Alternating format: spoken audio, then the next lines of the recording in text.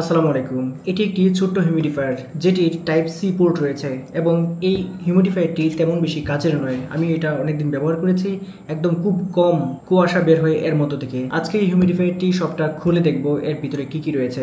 উপরের অংশটা এখানে প্লাস্টিক বডি এবং এখানে কিন্তু কোনো কিছুই নেই, জাস্ট সবটা একটা প্লাস্টিকের কাঠামো মাত্র। এরপরে রয়েছে এখানে একটা খালি অংশ, এই খালি অংশটাতে তেমন কিছু নেই, এখানে পানি দিতে হয়। চলুন এখন দেখা যাক এর ভিতরে কি কি রয়েছে। প্রথমেই এখান থেকে রাবারগুলো খুলে নেব, তারপর একটা স্ক্রুড্রাইভার দিয়ে এই স্ক্রুগুলো খুলে নেব। এখানে 4টা স্ক্রু রয়েছে। স্ক্রুগুলো খুলে দেওয়ার পরে এখান থেকে জাস্ট উপর দিকে টান দিতে হবে। এই যে দেখতে পাচ্ছেন পুরো মডিউলটা চলে আসলো। এইখানে যা মডিউল আছে তা কিন্তু সবটাই এখানে আছে, এইখানে কিন্তু কোনো কিছুই নেই। এই ছোট্ট হিউমিডিফায়ারটি চলে হচ্ছে ইউএসবি টাইপ সি পোর্ট দিয়ে। এই যে দেখতে পাচ্ছেন টাইপ সি পোর্ট, এই টাইপ সি পোর্ট দিয়ে যে কোনো মোবাইল চার্জার দিয়ে এই মডিউলটিকে চালানো যায়। এখন আমরা এই মডিউলটিতে কি কি জিনিস ব্যবহার করা হয়েছে সবগুলো জিনিস খুলে খুলে দেখব। প্রথমে দেখতে পাচ্ছেন এখানে একটা ফ্যান রয়েছে। এই ফ্যানটা কিন্তু সুইচ দেওয়ার পরে ঘুরে এবং এই সুইচটির 3টি মোড রয়েছে।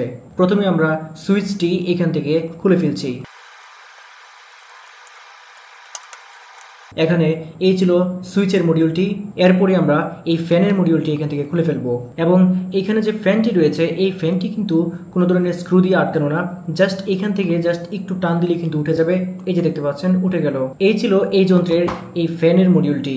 এই ছোট্ট হিউমিডিফায়ারটিতে এইখানে দেখতে পাচ্ছেন যে লাইনটা আছে, এই লাইনটাতে কিন্তু একটা ছোট্ট বাল্ব রয়েছে এবং এই বাল্বটা যখন এটা চালানো হয় তখন কিন্তু এই বাল্বটা জ্বলে এবং এই বাল্বের আলোতেই কিন্তু এই জায়গার যে ভিতরে দেখতে পাচ্ছেন এই জায়গাটাতে আলোকিত হয়। সো এখন আমরা এই বাল্বটা খুলে নিব। এইখানে বাল্বটা ঢেকে রাখার জন্য যে রাবারের পোর্শনটা দেওয়া আছে এটা জাস্ট টান দিলেই খুলে যাবে এবং এটাও টান দিলেই এভাবে খুলে চলে আসে হাতে। এই বাল্বের পোর্শনটা খোলার জন্য প্রথমে এখান থেকে মাদারবোর্ড থেকে, এই যে দেখতে পাচ্ছেন মাদারবোর্ড, এই মাদারবোর্ড থেকে এই লাইনটা এখান থেকে টান দিয়ে খুলে নিব এবং এইখান দিয়ে জাস্ট টান দিলেই কিন্তু এটা খুলে যাবে। এখান দিয়ে একটু হালকা এভাবে সরিয়ে এভাবে টান দিলে কিন্তু এইটা যে দেখতে পাচ্ছেন খুলে হাতে চলে আসলো। বন্ধুরা এই ছোট্ট হিউমিডিফায়ারের এইখানে দেখতে পাচ্ছেন হিউমিডিফায়ারের মূল মডিউলটা এবং এটা হচ্ছে মাদারবোর্ডটা। এখন মাদারবোর্ডের এই দুইটা স্ক্রু খুলবো এবং পরবর্তীতে এই মাদারবোর্ডটাও আমরা বিশ্লেষণ করে দেখব। এইখানে দেখতে পাচ্ছেন দুইটা স্ক্রু আছে, এই দুইটা স্ক্রু আমরা খুলে নিচ্ছি।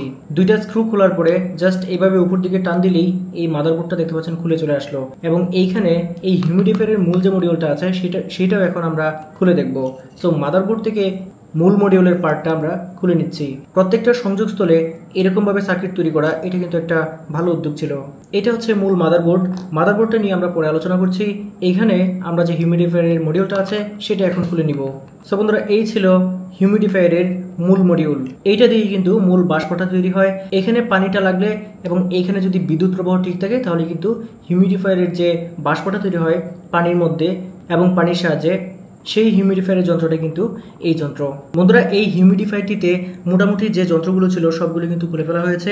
এখানে দেখতে পাচ্ছেন এই মাদারবোর্ডটাতে আসলে তেমন কোনো কিছু বিশ্লেষণ করার নেই। মাদারবোর্ডে কিছু মসফেট রয়েছে, কিছু ট্রানজিস্টর রয়েছে আর কানেক্টরগুলো তো আপনাদেরকে সবগুলোই দেখালাম। এই মাদারবোর্ডটা কিন্তু কোনো এসি মাদারবোর্ড নয়, এই মাদারবোর্ডটা হলো একটা ডিসি মাদারবোর্ড। যে কোনো মোবাইল চার্জার দিয়ে এই টাইপ সি পোর্টটা দিয়ে বিদ্যুৎ সরবরাহ করা হলে তারপরেই কিন্তু এই মডিউলটাকে চালানো যায়।